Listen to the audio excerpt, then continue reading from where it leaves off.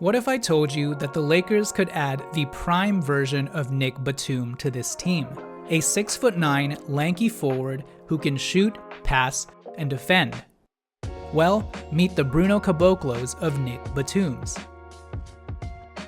Ousmane Dieng. He may be 3 years away from being 2 years away from reaching his Nick Batum potential, but rest assured, there's something to work with here, despite the absence of a tangible, consistent record of real production. Because 6'9" former lottery picks with Dieng's size, who can dribble the ball as well as he can, who can grab and go and run the break for you with surprising fluidity, someone who can flirt with near triple-double numbers when given the usage, someone who has shown the ability to get hot from three and put up points in bunches, someone with innate defensive potential thanks to his natural physical tools. Those types of players don't come around too often. And as his time with the OKC Thunder seems to be coming to a close, could the Lakers be the beneficiary of another recycled project off of the scrap heap? They've done it before with guys like Malik Monk, Rui Hachimura, and now Nick Smith Jr.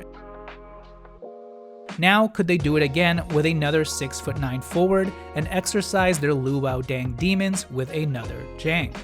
So like this video, comment down below, and please hit subscribe, and let's talk about the Ousmane of the hour, Ousmane Dieng.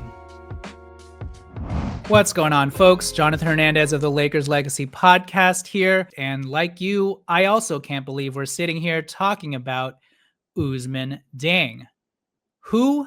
That's right. The second coming of the Dieng in purple and gold. Maybe, probably not. Anyways, this is the most hipster, dark horse, Moneyball video that I've ever made, but I'm going to make it anyways because I do think it's always intriguing to look at these former high pedigree lotto prospects to see what went wrong or whether or not there are still some diamonds in the roughs in their game to sort of scrape as they move on to the next phase of their career. And for Ousmane Dieng, I believe the OKC Thunder will either cut him this season or just let him walk next upcoming summer. But yeah, I just think this is an interesting name to consider because 1, he's super gettable, 2, he's super young, and 3, he was a former lotto pick. So let's quickly run down Ousmane Dieng's game and player profile. Before I get to that though, please remember to like this video, comment down below, mash the hype button, and most importantly, please hit subscribe. I would greatly appreciate it. Want to help me out financially? Check out the links below. Even $1 helps. Anyways, Ousmane Dieng, the former 11th pick in the 2022 NBA draft, the Oklahoma City Thunder drafted him. He's currently on a $6.6 million expiring contract. He'll be a restricted free agent with the Thunder next summer. They did not reach an extension agreement, very obviously. Why would they? He hasn't shown anything up until this point. But Ousmane Dieng is a small forward / power forward. He's still only 22 years old. He is 6'9" in height with a nice 7'1" wingspan and weighs 185 pounds. I'm not even going to bother you with what he's averaging this season. I'm not going to bother you with what he was averaging last season. Career stats-wise, this dude has only averaged 4 points per game, 2 rebounds per game, 1 assist, 0.4 steals on bad percentages.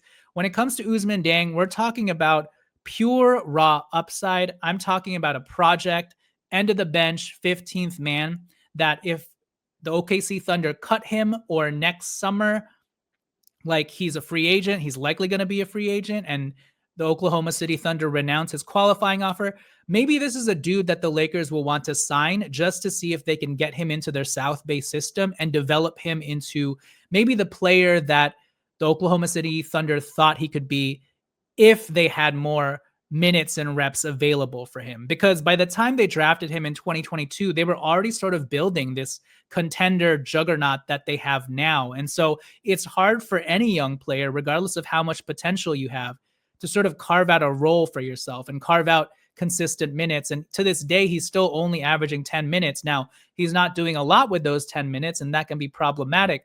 But from a physical toolsiness perspective of what he has to work with, Ousmane Dieng is an interesting prospect. And if you watch the intro to this video, I do believe that his high-end ceiling comp would be a guy like Nicholas Batum, because Ousmane Dieng can do a lot of versatile things on the offensive end of the floor. And purely because of his size and his wingspan, he can do a lot of things on the defensive end of the floor as well. So far, it just hasn't all come together. But Ousmane Dieng, I like because it's rare to find a player in that type of body be able to handle the rock like he can, be able to show the flashes of shooting that he can, although again, he hasn't been very efficient in his career thus far.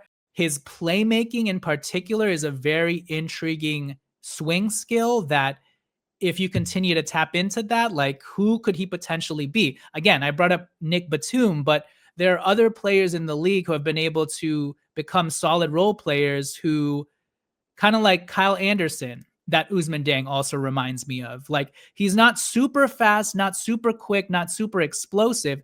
He's definitely faster and more explosive than Kyle Anderson, but because of his size and because of his ball handling and his vision, like these guys are able to carve out a role for themselves. And if Ousmane Dieng can continue to learn the intricacies of the game, could he be a Kyle Anderson, Nicholas Batum proxy?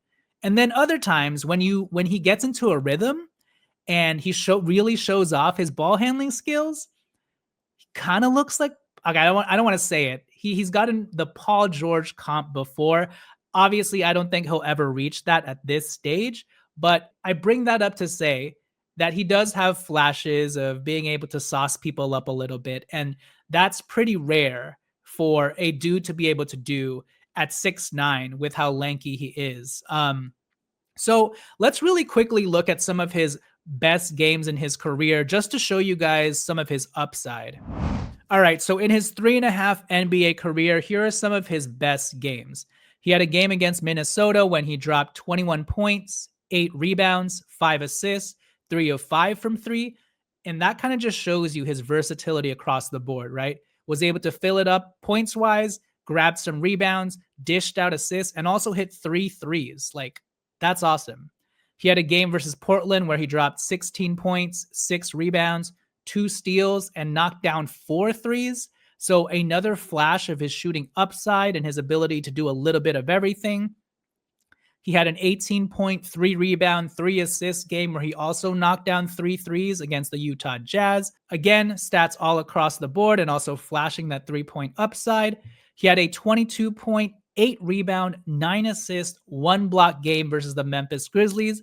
That is almost a triple-double. Very impressive. Now, it's very likely that in a lot of these games, Ousmane Dieng was playing as a looter in a riot because either the season was already over or the Oklahoma City Thunder were resting players, or it was during one of their tank seasons early on in 2022. But regardless, for any player to be able to put up these stats, regardless of the time and place it was in the season, that's still pretty impressive. 22 points, 8 rebounds, 9 assists, 1 block. He also had 17 points, 8 rebounds, and 2 threes versus the San Antonio Spurs. Now, it should be noted that a lot of this play also translated to what he did in the G League as well, because in his career at the lower level, Ousmane Dieng has averages of 17.7 points per game, 7.3 rebounds, 5.3 assists, nearly a steal per game, nearly a block per game on 47% from the field, 33% from 3, knocking down 1.8 threes made per game. So the G League kind of shows you, his G League stats kind of give you a snapshot of what he could be on a consistent basis if he got the usage, if he got the reps. Now, on a competitive team, obviously he's not going to average 17 points, 7 rebounds, 5 assists, but to just know that a player can do that on the lower level, and he's actually shown off those stat lines on the higher level as well in real NBA games, I don't know, kind of tickles my fancy a little bit, kind of makes me, stroke my chin and raise my brow a little bit. Again, this guy would be a total project if the Lakers picked him up, but 6'9" dudes with versatility don't grow on trees, and even with as raw as he is, if the Lakers have that open roster spot available, and if they believe that they have the time to invest and patience to invest in a player like this, I think it's worth a shot. Because again, Ousmane Dieng is still only 22 years old, and he does have that number 11 draft pick sort of pedigree, and he's never going to grow shorter. His wingspan's not going to shrink. He's got good physical tools, and he's got a nice, versatile game in theory to him that make me want to say, if you can mold him in the right direction, you can get a Kroger brand version of Nick Batum. I believe Ousmane Dieng is also French. They both play for the French national team, although Ousmane was left out of the Olympic team this past year or during FIBA. But anyways, Ousmane Dieng, Nick Batum, both French, both versatile, 6'9" dudes who could handle the rock a little bit. And if he can ever develop into the type of defender that Nick Batum was, that would be gravy. But yeah, for now, again, just a name to monitor. His best game so far, as of the time of this recording in this season, was 10 points against, ironically, the Lakers during the Oklahoma City Thunder's blowout 30-point win. But stats don't matter with Ousmane Dieng. It's all about projecting what he could be and building on a project and investing in him and seeing if you can mold him in the right direction and turn him into like this 3-and-D player with a little bit of passing upside who could potentially help us down the road and be part of Luka Doncic's timeline if he quote unquote hits. And by hits, I'm talking about, can Ousmane Dieng just be a rotation player, a reliable rotation player for 15 to 20 minutes per game? So far, he has failed in that respect, but he's only 22. And again, 6'9" dudes with 7'1" wingspans with this type of versatile skill set do not grow on trees. And so it might be worth a flyer on the Lakers end if the Thunder cut him this year or eventually renounced a qualifying offer on him and let him walk next season. And maybe the Lakers, I doubt the Lakers would do this, but could the Lakers trade a second? I don't know why the Thunder would want another second round pick, but could the Lakers trade Dalton Knecht for an Ousmane Dieng flyer? Unlikely, but I'm just saying, keep an eye out for Ousmane Dieng. He's an interesting project to continue to monitor. All right, with that said, this has been Jonathan Hernandez of the Lakers Legacy Podcast. Please do me a favor and like this video, hit the hype button, comment down below, and most importantly, please hit subscribe. I would greatly appreciate it. Thank you for watching. This has been Jonathan Hernandez of the Lakers Legacy Podcast, and I will catch you guys next time. Peace.